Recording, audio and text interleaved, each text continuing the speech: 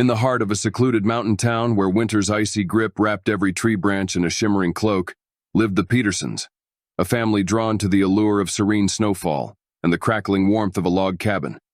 Little did they know, the winter night would unfurl a tale darker than the shadows that danced on the snow. As the sun dipped below the horizon, painting the sky in hues of indigo, the Petersons gathered around the fireplace. The glow of the flames cast flickering patterns on the cabin walls, creating an illusionary dance of phantoms. The wind outside howled a melancholic tune, setting the stage for a night steeped in eerie suspense. Amidst the coziness of their refuge, Mr. Peterson decided to share a local legend, the tale of the winter wraith. The story spoke of a spectral entity that emerged on the coldest nights, its presence marked by an ethereal chill that seeped through walls and clenched hearts in a frigid embrace. Dismissive laughter filled the room as Mrs. Peterson and the children considered it mere folklore. The clock struck midnight, signaling the beginning of a night where the boundary between the tangible and the spectral wavered. The first sign of the supernatural emerged as the temperature within the cabin plummeted, far beyond what the fireplace could combat. The windows frosted over, and breath materialized in icy clouds. Mrs. Peterson, uneasy, exchanged glances with her husband, sensing an inexplicable shift. Footsteps echoed through the hallway, a soft, deliberate tread that left imprints in the dusting of snow that had seeped in. The children, stirred from their sleep, claimed to hear a spectral melody weaving through the gusts of wind. Mr. Peterson, dismissing it as a trick of the imagination, investigated the source of the disturbance. The corridor, dimly lit by the glow of a flickering lantern, seemed to stretch into eternity. Shadows clung to the edges, concealing secrets within their inky depths. The source of the phantom footsteps remained elusive, a ghostly presence that teased the boundaries of perception. As the family huddled together, a spectral whisper brushed against their ears, a haunting lament that spoke of a winter long gone, of souls trapped in an eternal blizzard. The windows rattled, and the temperature plummeted further, encasing the cabin in an otherworldly frost. In a room untouched by the fireplace's warmth, the family discovered an antique music box, hidden in the recesses of forgotten years. Its notes, though faint, resonated with the spectral melody heard by the children. As Mr. Peterson opened the music box, the room plunged into an eerie silence, broken only by the ethereal strains. Unbeknownst to them, the winter wraith, drawn by the music, materialized, a silhouette of frost and shadows. Its presence, marked by a bone-chilling cold, permeated the cabin. The children, wide-eyed with terror, witnessed the specter gliding through the room, trailing snowflakes that refused to melt. A voice, ethereal and laden with sorrow, echoed through the cabin. The winter wraith, a spirit trapped between worlds, spoke of a tragic fate, a love lost in a blizzard, a promise broken in the frozen embrace of winter. The family, now ensnared in the spectral narrative, felt the weight of a sorrow that transcended time. As the night wore on, the winter wraith guided the Petersons through a dreamscape of winter memories, a frozen lake where vows were exchanged, a desolate forest where promises were shattered. The cabin transformed into a realm suspended in perpetual winter, and the family became unwilling participants in a spectral ballet. With the first light of dawn, the winter wraith, its presence fading like morning mist, uttered a lament of gratitude. The music box, now closed, lay dormant, a relic of a night etched in the fabric of the supernatural. The temperature returned to normal, and the sun, casting golden rays on the snow-draped landscape, signaled the end of the spectral sojourn. The Petersons, shaken yet strangely moved, found themselves alone in the cabin. The music box, a conduit between the living and the spectral, held the resonance of a love story lost in the winter's icy grip. As they stepped into the crisp morning, the snow underfoot crunched with a melancholic echo, carrying the whispers of a haunting winter night, a tale that lingered like frost on a window pane in the recesses of their memories.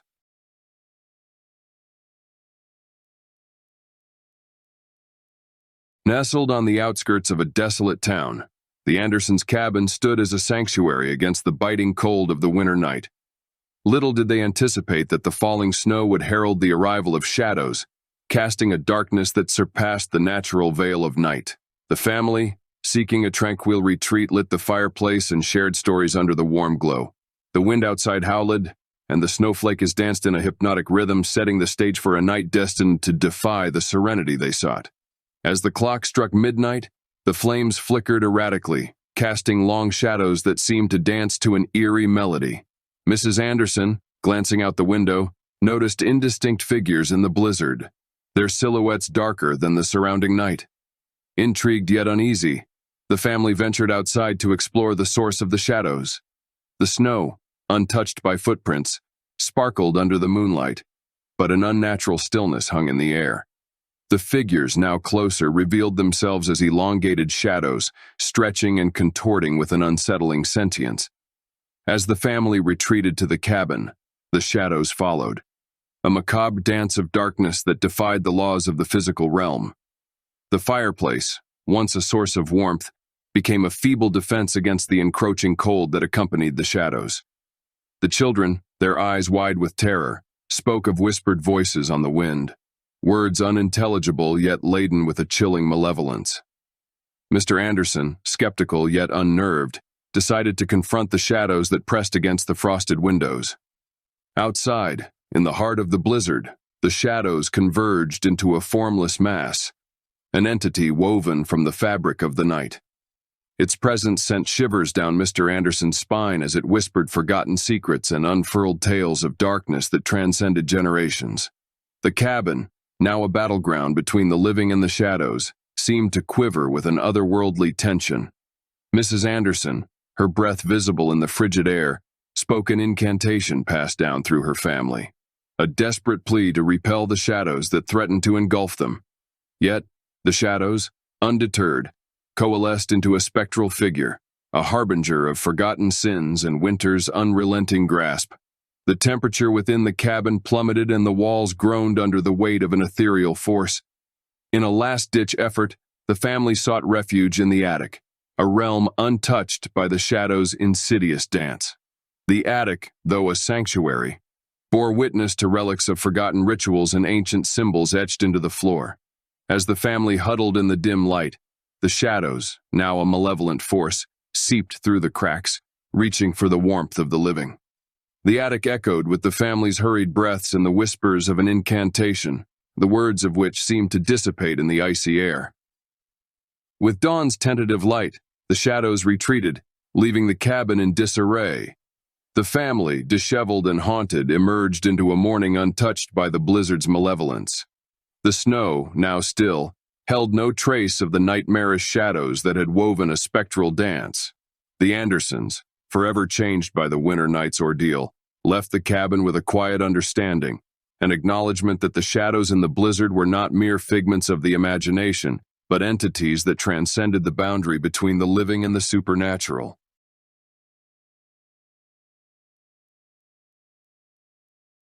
In the heart of the Arctic wilderness, where the northern lights painted the sky in ethereal hues, the McGregor expedition sought refuge in an isolated research station. Beneath the dancing auroras, the station stood as a solitary beacon against the frigid expanse, harboring secrets that would unravel in the grip of a bone-chilling night. As the sun dipped below the icy horizon, the expedition members, led by Dr. Eleanor McGregor, gathered in the station's common room. The wind outside whistled a lonesome melody foretelling a night that would challenge the boundaries of reason. Dr. McGregor, a seasoned scientist, shared tales of Arctic myths, of spirits trapped in the perpetual winter and ancient curses whispered by the frost-kissed winds. Amidst the flickering candlelight, skeptical chuckles filled the room, dismissed as the product of Arctic isolation and fatigue. However, as the temperature plummeted and the time-worn floorboards creaked in protest, unease replaced bravado. The expedition, fueled by scientific curiosity, found themselves unwittingly entangled in a spectral narrative. As the clock struck midnight, the station plunged into an unnatural silence. The northern lights, though a spectacle outside, cast eerie shadows within the station's confines. Dr. McGregor, sensing an otherworldly presence, led the expedition to the heart of the Arctic night. Outside, in the blinding snowstorm, the lights of the station flickered like fragile stars in the cosmic dance. Dr. McGregor, undeterred, followed an unseen force that seemed to beckon from the depths of the Arctic wilderness. The expedition members, their breath visible in the frigid air, stumbled upon an ancient Inuit burial ground, a sacred site marked by weathered totems and forgotten gravestones. The wind carried frozen whispers, tales of spirits yearning for release, and curses woven into the fabric of Arctic folklore. As the expedition delved deeper into the burial ground, the Arctic night seemed to pulse with an ancient energy. Shadows, elongated and distorted, flitted between the gravestones, leaving an indelible mark on the snow. Skepticism turned to apprehension as the expedition became unwilling participants in a spectral ritual. The atmosphere thickened with an unseen force, and the temperature dropped to an unbearable chill. Dr. McGregor, her scientific skepticism waning, sensed the presence of an ancient entity, the frost-bound guardian, a spirit said to guard the Arctic's secrets. In a chilling revelation, the expedition members discovered an ancient artifact buried beneath the permafrost, an amulet adorned with symbols that mirrored the northern lights.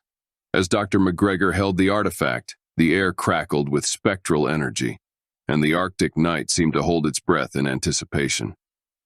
The artifact, a conduit to the spectral realm, invoked the frost-bound guardian. The expedition, now surrounded by a spectral luminescence, witnessed the manifestation of an otherworldly entity, a figure draped in frost, its eyes gleaming with the wisdom of ages. The frost-bound guardian, a guardian of Arctic mysteries, spoke through the wind, a lament for a time when the ice held ancient secrets, now lost to the passage of centuries. The expedition, humbled by the spectral encounter, felt the weight of an Arctic curse, a consequence of disturbing the sacred burial ground. As the night wore on, the expedition, guided by the frost-bound guardian, retraced their steps through the Arctic wilderness. The northern lights, now a tranquil dance above, seemed to convey a cosmic understanding, an acknowledgement of the expedition's journey into the spectral tapestry of the Arctic night. With the first light of dawn, the expedition found themselves back at the research station. The artifact, returned to its icy resting place, sealed the spectral conduit. The Arctic night, once a canvas for supernatural revelation, reverted to a pristine expanse of snow and silence. The McGregor expedition, forever marked by the encounter, left the Arctic wilderness with a newfound respect for the frozen secrets that lay beneath the northern lights. The spectral whispers of the Arctic night lingered, a reminder that even in the vastness of the icy expanse, ancient entities guarded the mysteries of a land frozen in time.